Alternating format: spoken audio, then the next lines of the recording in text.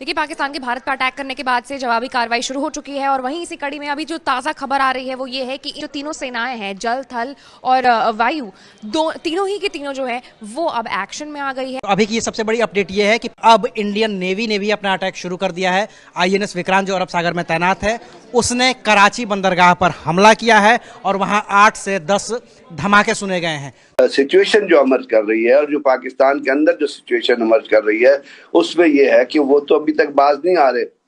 वो क्या अब सोचना बैठ के ये है, कल रात को भी भावलपुर के लाइन ऑफ कंट्रोल के अक्रॉस भी बड़ी मूवमेंट नजर आ रही थी, रिपोर्ट भी हो रही थी। और दूसरा दुआ करना चाहूंगा, जो लोग मारे गए हैं उनके लिए दुआ करना चाहूंगा। पाकिस्तान के पार्लियामेंट के अंदर का है। देखिए, यही पार्लियामेंटेरियंस कल तक चीख रहे थे इन काफिरों को कुचल दो, इंडिया को कुचल दो। रब्बे काबा, इस मुल्क के हिफाजत फरमाना जो तूने हमें अता किया है। दुनिया में जहां भी देखें शायद हमारी कमी है, हम मजबूर हैं, हम गुनाहगार हैं। आप चले जाएं, उधर फिलिस्तीन में चले जाएं, कश्मीर में चले जाएं। हम सब दुखी थे जिस तरीके से एक बड़ा ठंडा सा रिस्पांस गवर्नमेंट ऑफ इंडिया ने दिया था, तो मुझे लग रहा था कि एक अच्छा मौका था, शायद मिस कर गए हम लोग। मगर अब थोड़ा सा राहत मिला है कि गवर्नमेंट ऑफ इंडिया ने एक अच्छा तगड़ा रिस्पांस दिया। फिर और जब कराची पर अटैक हुआ था तभी इस बात के संकेत मिल गए थे कि नेवी भी हमला करेगी और कर रही है। इन जाहिलों को ये नहीं पता कि हमारा तो टारगेट ही असल जो है वो खुद ये मैदान में लेके आ गए। हम जिस दिन के लिए हमें पूरे का पूरा तैयार किया गया था वो तो हमारा टारगेट ही गज़वा-ए हिंद है। और गज़वा-ए हिंद में जो कुछ आता है ये 1400 साल से हमारी हर माँ अपने आने वाले बच्चे को इस चीज की परवरिश दे रही है और इस चीज की ट्रेनिंग दे रही है। जी महसूम साहब, आपने जैसा कि बताया कि आप फजाई माहिर भी हैं। देखिए, पाकिस्तान के भारत पर अटैक करने के बाद से जवाबी कार्रवाई शुरू हो चुकी है और वहीं इसी कड़ी में अभी जो ताज़ा खबर आ रही है वो ये है कि जो तीनों सेनाएं हैं, जल, थल और वायु, तीनों ही की तीनों जो है वो अब एक्शन में आ गई है। आपको बता दूं कि आईएनएस विक्रांत को भी एक्शन मोड में ला दिया गया है और आईएनएस विक्रांत ने भी जवाबी कार्रवाई की है। पाकिस्तान के बंदरगाहों पर ब्लास्ट हुए हैं कम से कम 8 से 12। अभी की ये सबसे बड़ी अपडेट ये है कि अब इंडियन नेवी ने भी अपना अटैक शुरू कर दिया है। आईएनएस विक्रांत जो अरब सागर में तैनात है उसने कराची बंदरगाह पर हमला किया है और वहां 8 से 10 धमाके सुने गए हैं। हम देख रहे हैं हैवी फायरिंग दिख रही है आपको पाक जो इंटरनेशनल बॉर्डर है जम्मू और कश्मीर का। पाकिस्तान का इंडियन नेवी अगर इन्वॉल्व हुई है तो अब तो ये युद्ध का आगाज है। हम सब दुखी थे जिस तरीके से एक बड़ा ठंडा सा रिस्पांस गवर्नमेंट ऑफ इंडिया ने दिया था, तो मुझे लग रहा था कि एक अच्छा मौका था, शायद मिस कर गए हम लोग। मगर अब थोड़ा सा राहत मिला है कि गवर्नमेंट ऑफ इंडिया ने एक अच्छा तगड़ा रिस्पांस दिया फिर, और सही करते हैं। देखिए, मोदी जी को मैं बड़ा सम्मान देता हूँ, उनकी जो सोच है, समझ है, वो दूसरे ही लेवल पे जाकर के कामों को सोचते हैं। तो ऑपरेशन सिंदूर में 2 महिलाओं को बुलवा करके उन्होंने जो है उसके बारे में डिक्लेयर किया कि हमने अटैक किया है। उसी तरीके से आप देखें, ये जो वॉर हुआ, पाकिस्तान को इतना आइडिया नहीं था कि इंडिया पूरा प्रिपेयर करके बैठा होगा।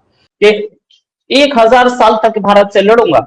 1971 यूनाइटेड नेशंस में इनके अपने प्राइम मिनिस्टर उस समय के जुल्फिकार अली भुट्टो, उन्होंने बोला था 14 दिन में सरेंडर किया था, 14 दिन में। मेरे पास अब ये वीडियो है पाकिस्तान के पार्लियामेंट के अंदर का है।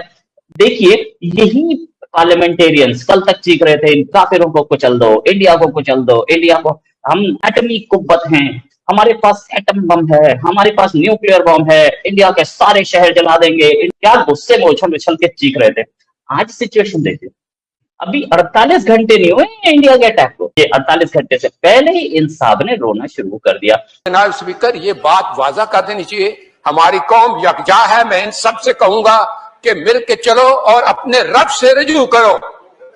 रब्बे काबा, हम तेरे आगे दरख्वास्त करते हैं, इस मुल्क की हिफाजत फरमाना जो तूने हमें अता किया है। और ये नबी सल्लल्लाहु अलैहि वसल्लम की दुआओं का है।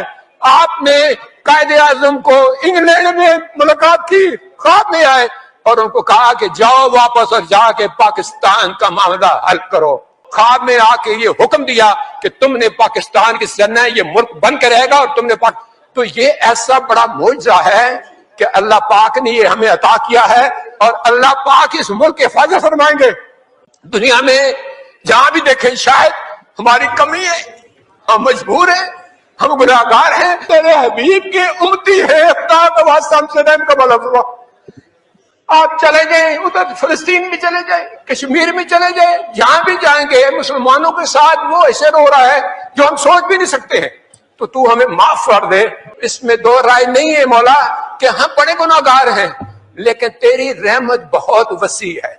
और दुआ करते हैं रब्बे काबा कि इस मुल्क की हिफाजत फरमा और हमें दुश्मनों पर जो है वो फकीर अता फरमा और हमें उनको सरनगू करने की ताकत अता फरमा। अल्लाह पाक हम सबकी हिफाजत फरमाए। ये वही लोग हैं जो 3 दिन पहले उछल उछल के चीख रहे थे कि न्यूक्लियर बॉम्ब है, हम काफिरों को बर्बाद कर देंगे।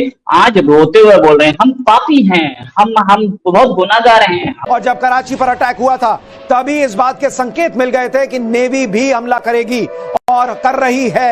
ये 3 तरफा जो अटैक हुआ है बहुत जल्दी इसके परिणाम दिखेंगे, क्योंकि हम जानते हैं पाकिस्तान के पास कोई क्षमता है नहीं, ना उसके पास एमिनेशन है, ना उसके पास सोल्जर्स है, ना उसके पास उसकी जनता है। तो ये बहुत जल्दी इसका रिजल्ट दिखेगा। अभी तो फिलहाल भारत की सेना का अभिनंदन करने के लिए पाकिस्तानियों को खड़े होना पड़ेगा, क्योंकि हम 3 तरफ से घुस गए हैं।